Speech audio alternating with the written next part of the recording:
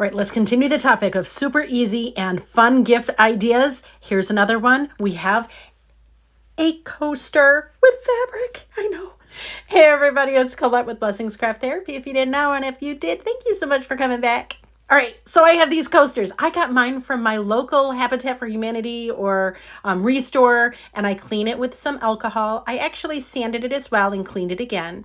They're about 4-inch wide coasters. I also have this cork. It's adhesive back cork I got from Dollar Tree, and I'm just going to trace out the tile onto that. And then we're going to pull the backer off of that and add it to the back of the coaster. I mean, right? It's so easy. Just make sure that you really press that on there. I'm using a brayer, but you don't have to do that. You just really press it. The adhesive is really good. I sand off the excess because I can't do a straight line. That's fine. I have some fabric, and you might remember this from the other projects we were doing. It's a matchy thing.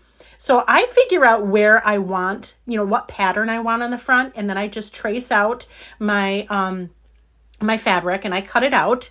And now we're going to put this on our tile. First, we're going to put some dishwasher safe Mod Podge on. Now, I suppose you could use regular Mod Podge, but if you have a drink on it, it's going to get moisture on it. And I really wanted it to be waterproof. So layer of dishwasher safe Mod Podge, then we add our fabric to it, really smooth it out. Then I'm going to add more Mod Podge, and we're going to kind of flood it. We want to make sure that the fabric is saturated.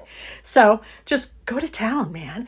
Put that on your fabric. Now, I'm sure there's easier ways to do this, and I'm sure craftier people than I are going to tell you, oh, that's so messy, blah, blah, blah.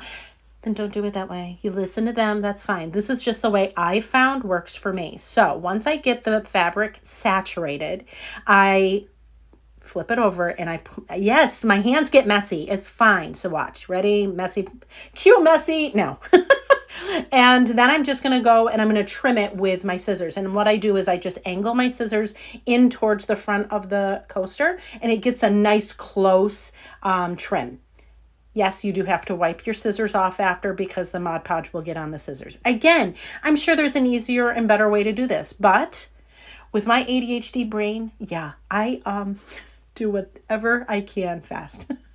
So I let that, I put another coat of Mod Podge on top of that. And I also put some on the sides just to make sure that it's sealed. If you notice any wrinkles or if you notice it's not sticking, put some more Mod Podge underneath. Make sure that you get your brush strokes the way you want them, because Mod Podge, you probably are going to be able to see them later. Then I let it dry, and then I do another coat. Yeah, I do 2 coats. That's just me. There it is. Stop it. Like, to me, that's so pretty. And then we're going to include it. You could put it in a gift and do all the matchy things like we did the other day with this bowl, the bowl cozy, and we have some bookmarks. Oh my gosh, you could add like a gift card to Barnes & Noble or something, or a pretty little cup, or I don't know. This sky's the limit is all I'm saying. So many options. Or you could just make a set for yourself. I'm just saying that's also an option. Anyways, friends, thank you so much for watching, and I hope this inspires you.